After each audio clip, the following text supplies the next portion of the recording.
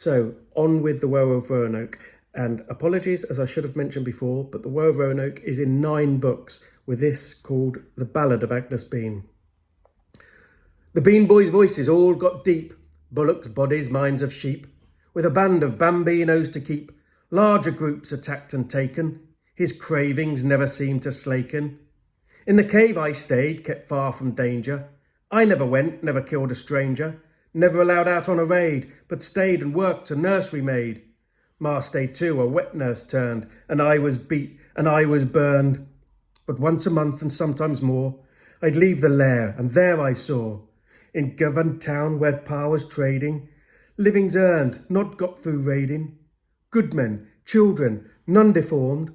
In secret thought, I'll be reformed, and do what's right, and not grow old, a troglodyte doing what she's told.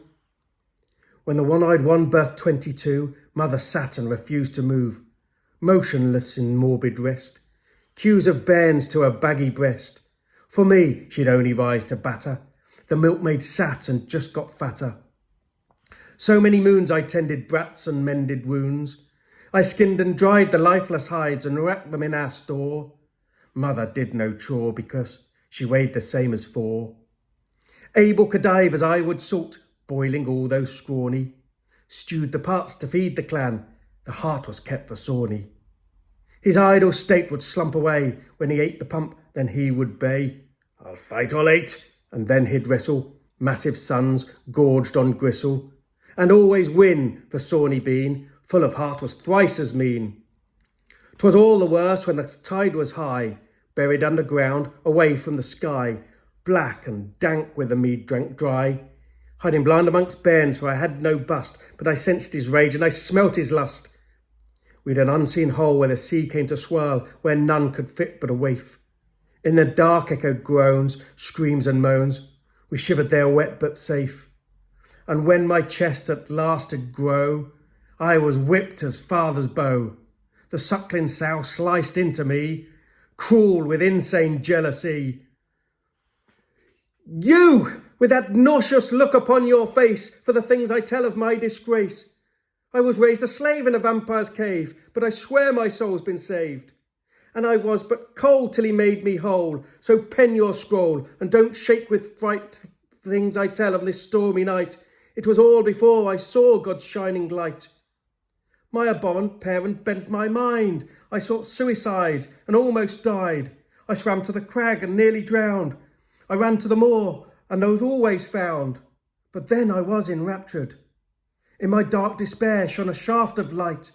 One autumn night I was struck first sight, when live Englishmen were captured. Blue bloods 5, only half alive, and 16-year-old Timothy Demure. They were linked by chain and a world of pain. I cried in shame to think what they'd endure. They shuffled in, beaten men, and all had a dreadful pallor. But by the wounds on the tribe and Sawney's vibe, they must have fought with valour. His wrath was high, for he'd lost an eye, and he grabbed me by my mane. My tone is low, so you will go and bring me the heart of the Thane. But the Thane he fought when I sought his heart, for never a live one did.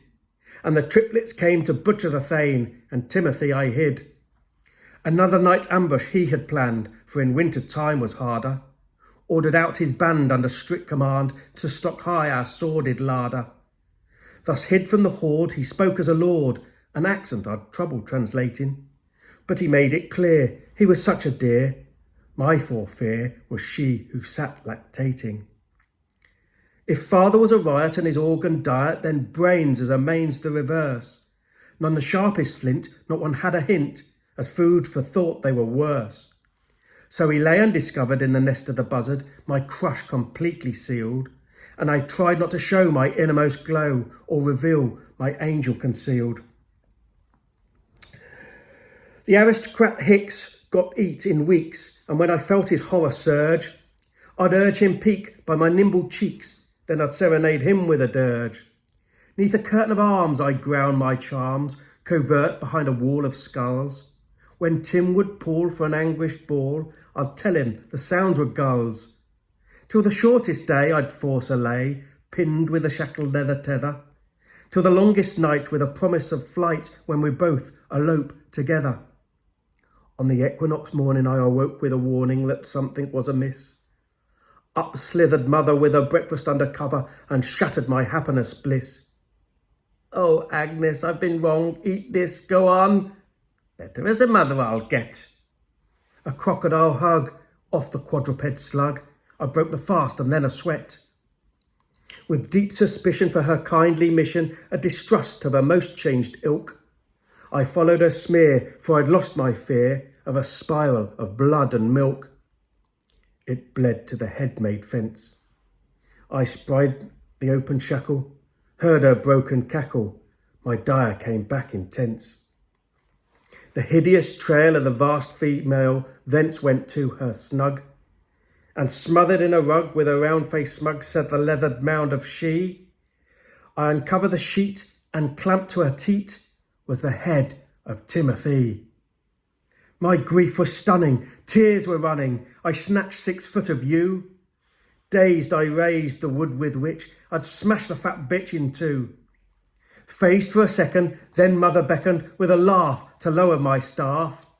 When my yearning burned, I froze when I turned, for Sawney Bean had returned. The heart, she's ate your part. She's drained your casks and claimed divinity. She's hid a lover under cover and she's made her mother suffer the brunt so viciously. For my life I did grovel in the crab-covered offal, crouched in painful cringe. He raised his cane, then thought again, for he'd got no hogmanay binge. Heretic! The clan were fuming, throwing stones and then exhuming Timmy's limbs and throwing them. My face was bruised and full of phlegm. Death was looming, Sawney then bade them stop and hailed for silence. Stop the stoning and the violence. Be still, my flock, I've one last mission before you rocket to perdition. I'll make you come, blasphemous runt, to booze to buy and be my front. Riding beside him, my neck in his claw, sheer terror was striking, but all the folk saw was a dad loading festive fare for a caper. My mouth said nought, but my eyes cried murder. Cuffed to the cart from Govan town, a dagger wrapped inside my gown, while Sawney whistled tunes at leisure, contented with fermented pleasure, for he had siphoned off a barrel my whole work with predicted peril. With glassy eye the nasty lech eased his paw from off my neck. A favour, and I'll set you free. Sit, teasing whore, upon my knee. By the fire in his eye and his quick rank breath, I saw the lie, saw rape, saw death. Sawney saw his double vim, my heart and the heart of Tim. He plied himself, decanting liquor, untied my bond, his panting quicker. He reached out for my hair to stroke. I skewered his hand into the oak, and jumped and ran the speed of wind, and yet he pumped, to drink was pinned. Camouflaged in a meadow, I heard him bellow, till the morrow, then spur his arse. But on I lay through night and day, till my bones were froze in the grass. In the field I was found by ploughman brown, and the simpleton I've wed. I've been a good wife, and my son's my life, but a tear for Tim is still shed. 10 years passed, my past hit hard, so I went and found a saviour. I sought retribution and was given absolution by a priest for a sexual favour.